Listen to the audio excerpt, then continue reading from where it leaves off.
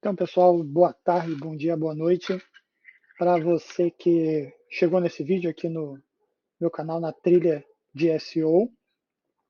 Para quem não sabe, a trilha de SEO são uma série de apresentações que eu gravo aqui em vídeo que falam sobre SEO como um caminho de introdução ao SEO focado principalmente em quem quer começar a produzir conteúdo com a otimização já como norte.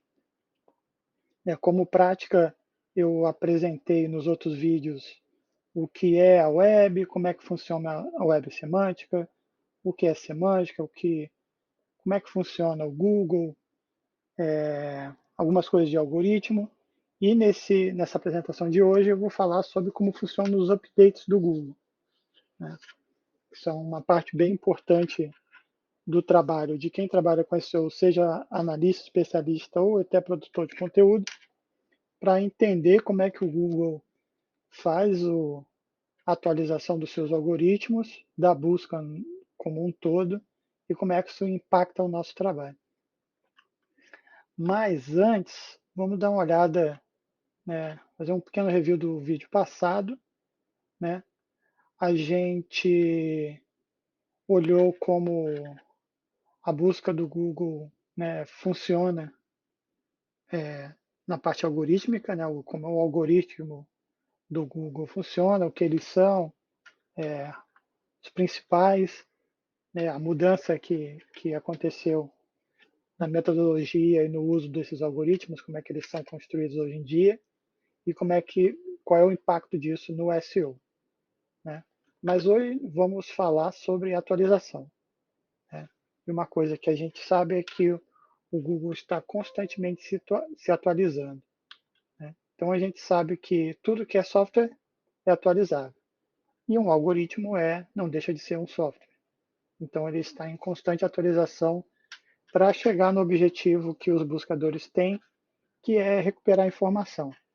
Né? Em última análise, uma busca é uma pergunta e um buscador usa algoritmos para recuperar a informação que ele tem indexada e trazer a resposta à pergunta da pessoa que está procurando.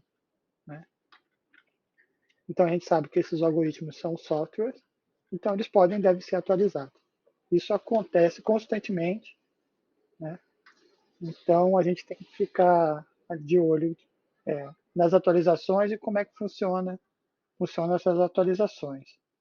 Né? Então a gente vai ver hoje o que é uma atualização do Google especificamente, por que ele atualiza, como é que funcionam os updates, falar sobre o fluxo constante de atualização e falar sobre os principais updates que a gente tem histórico sobre eles. Então, o que é uma atualização do Google específica? A gente pode encarar isso como uma atualização de um buscador no geral. Né? Como a gente viu, todos os softwares que a gente utiliza, sejam eles instalados nos computadores, celulares ou até na web, eles são atualizados frequentemente. Né? Algumas atualizações podem ser acionadas pela utilização de usuários reais, né, que a gente encontra dificuldade ou bugs em alguns sistemas que a gente usa, e aí demanda essa atualização. Né? Outras não. Né? Outras podem ser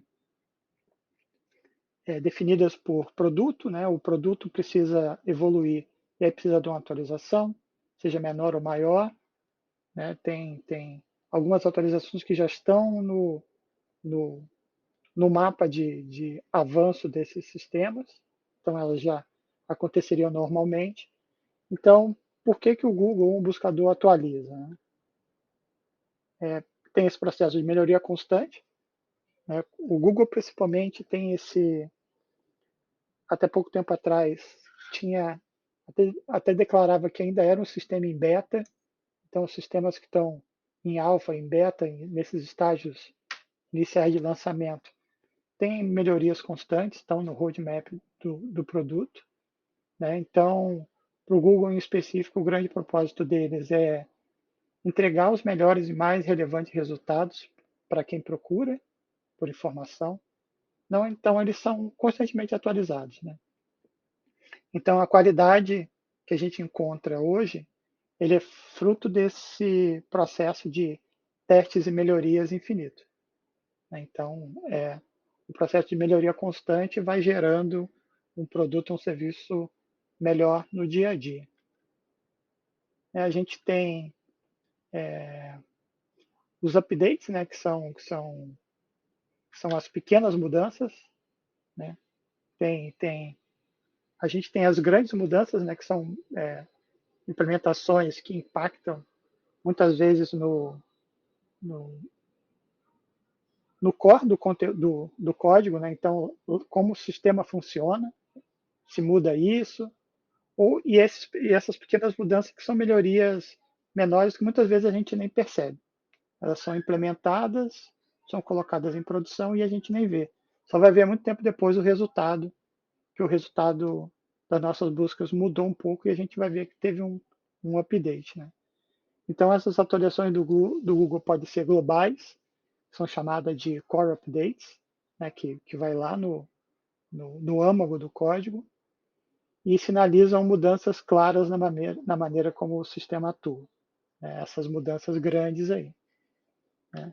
E tem as pequenas mudanças, como eu estava falando, que elas, ao mesmo tempo que as maiores ocorrem, essas atualizações menores acontecem diariamente.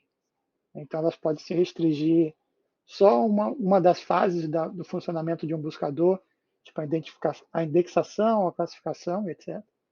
Ou um dos pilares de otimização, pequenas mudanças em características on-page, off-page, usabilidade, UX,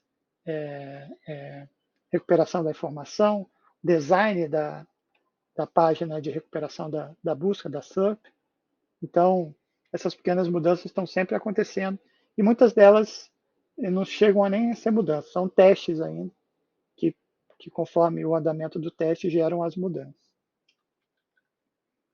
Então, a gente tem esse fluxo constante de atualização, né, que é diário e aí, conforme o tamanho da atualização, eles são mais testados, com mais cuidado para gerar menos impacto no funcionamento do algoritmo ou do funcionamento do buscador, né? Então a gente sabe que esse algoritmo do Google é atualizado diariamente, né? Tem até um nome, né? Esse processo é conhecido por Google Everflux, né? É um fluxo constante de atualizações, e essa mecânica constante e cíclica das transformações com que o algoritmo passa é feita para que apenas conteúdos que sejam realmente relevantes sejam entregues aos usuários.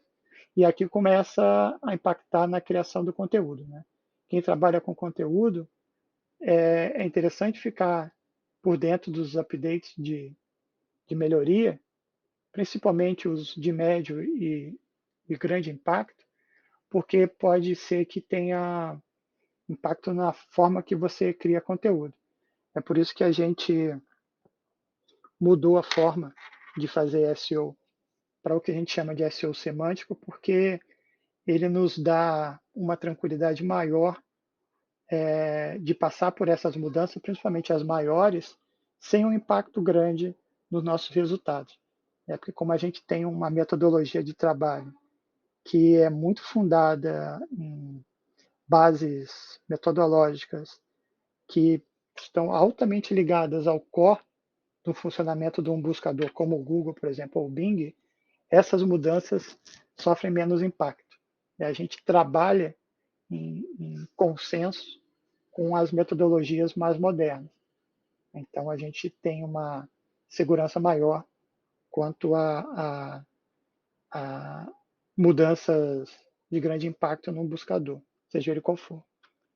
Então, vamos dar uma olhada nos principais updates do Google, para a gente ter esse conceito histórico, né, do que foi feito, e até entender um padrão de como é que o buscador funciona hoje em dia, e dá até para prever algumas coisas que eles fazem lá para frente. Então, o primeiro update aqui de relevância que eu trouxe é o Panda, né, os updates principais têm nomes, né, os primeiros foram relacionados a animais, o Google gosta dessa padronização, eles usam isso no Android com o padrão de sobremesas e nos algoritmos eles usavam nomes de animais. Em 2011, a gente teve o Panda, que foi muito focado em sites que tinham conteúdo de baixíssima qualidade, né? Principalmente aqueles que contavam com muitos anúncios. Hoje em dia a gente ainda vê isso em alguns mercados, principalmente no mobile. Você entra em sites que o conteúdo é basicamente anúncio e o que tem mesmo de conteúdo está preso dentro desse monte de anúncios, né? A gente sabe que o Panda teve bastante impacto na qualidade do conteúdo em vários sites. Então, sites muito grandes que hoje em dia têm bastante performance mudaram a forma com que lidavam com o anúncio por causa do Panda e que ele foi realmente necessário porque a gente chegou num momento que vários sites eram basicamente anúncios.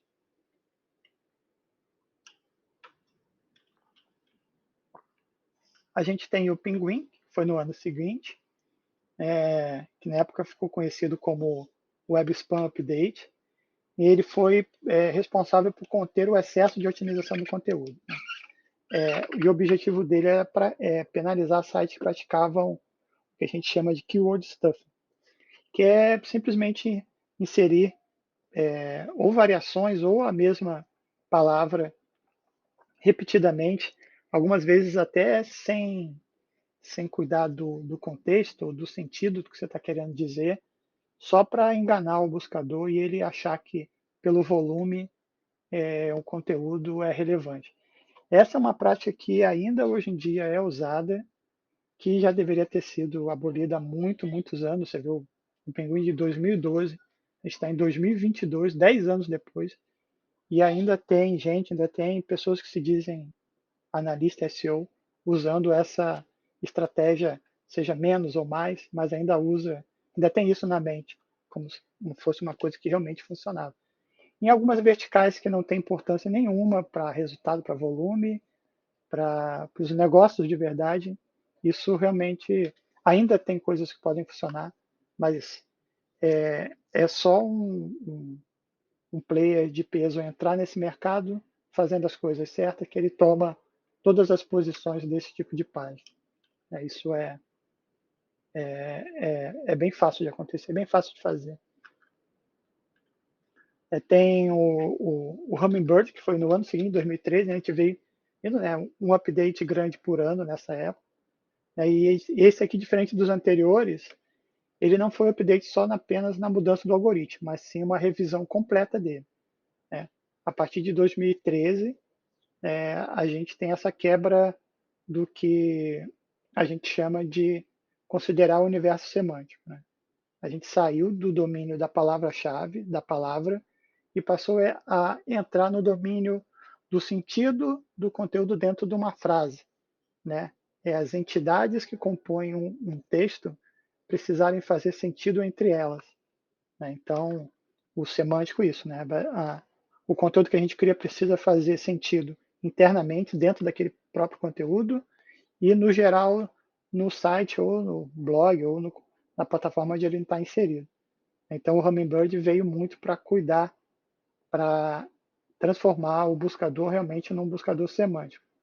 Então, a gente viu que o update anterior cuidava do web spam e keyword stuffing, e aqui a Hummingbird a gente passou a ter uma visão semântica do algoritmo.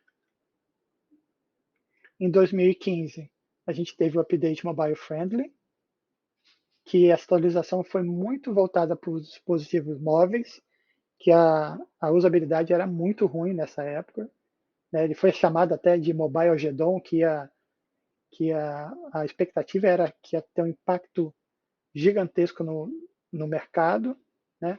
Mas na prática não foi tão grande porque o Google avisou com muita antecedência, que ia começar a dar muito peso no mobile das páginas, e os grandes projetos e projetos até menores foram se preparando, e quando isso foi posto em prática, o impacto foi menor do que todo mundo achava, mas porque o mercado se preparou.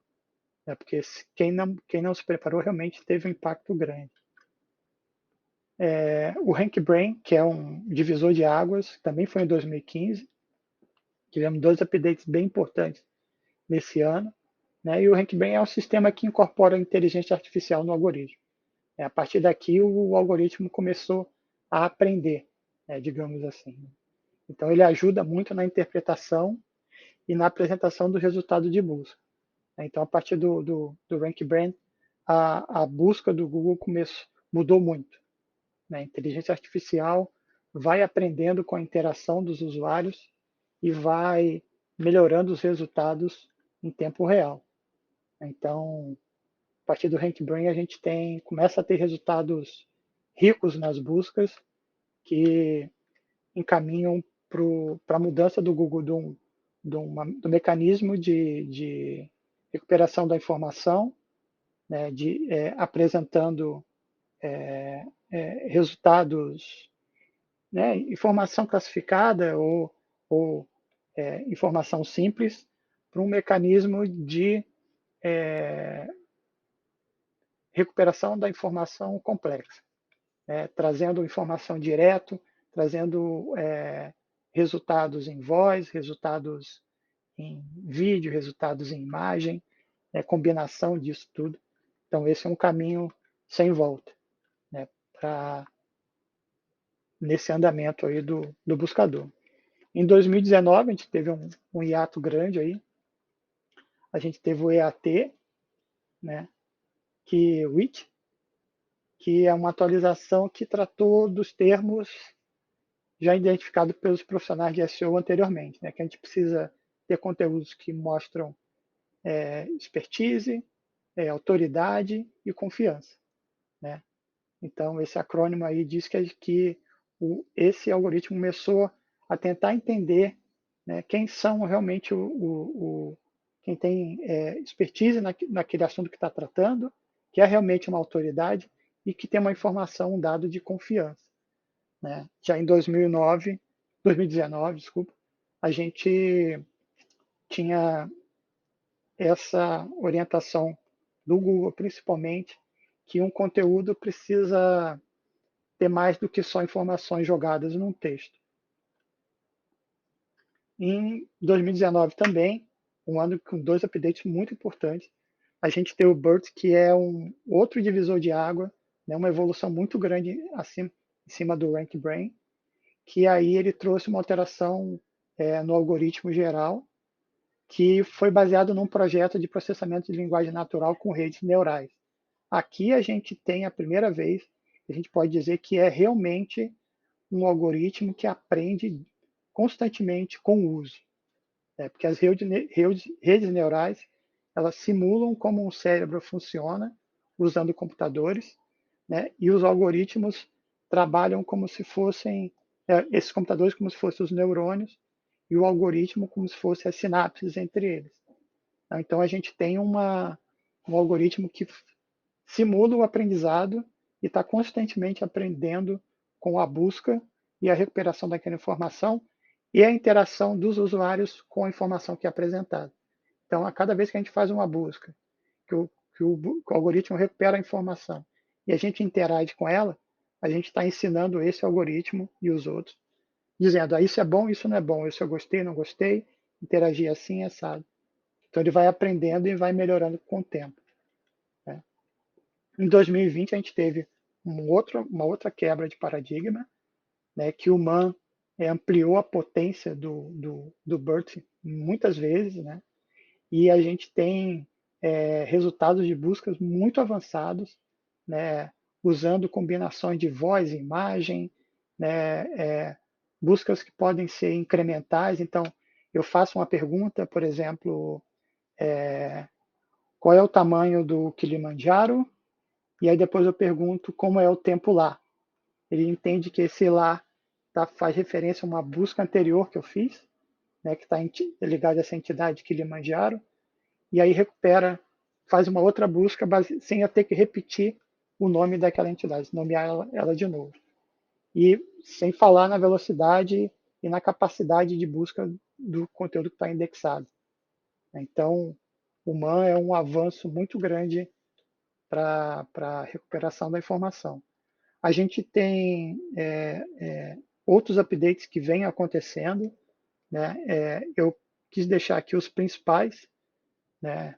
Os que a gente precisa ainda hoje tomar pé e conhecer, que é o IT, o BERT e o MAN, que indicam esse caminho duplo, que a gente que cria conteúdo ou trabalha com SEO precisa prestar bastante atenção, que é a gente precisa ter conteúdos, plataformas, sites, blogs que trabalhem a nossa expertise no conteúdo, no tema que a gente trata, que a gente precisa desenvolver a nossa autoridade sobre aquele assunto e ter conteúdos que geram confiança, né?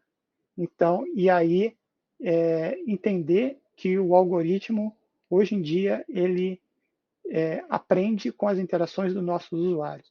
Então, trabalhar questões como usabilidade, UX, UX Writing, trabalhar com as melhores práticas de design, não só design da plataforma como se das plataformas, mas design de conteúdo, né? Trabalhar multiplicidade de conteúdos em vídeo, áudio, texto, imagens, dados, gráficos, tudo que possa desenvolver essa percepção do algoritmo e dos nossos visitantes que a gente, os nossos clientes ou os nossos projetos realmente têm autoridade com o que está falando e podem ser confiáveis. Então, no próximo vídeo, a gente vai falar de algumas técnicas relacionadas à criação de conteúdo que nos ajudam a ranquear no Google. Então, eu convido a vocês a seguir o canal, né? Qualquer comentário é só colocar aqui no vídeo. O meu nome é Alex Rodrigues, eu sou especialista em SEO e você pode me achar no LinkedIn, no Twitter, onde eu participo mais. E qualquer informação, qualquer conversa, qualquer troca de ideia, é só me procurar. Um abraço e até a próxima.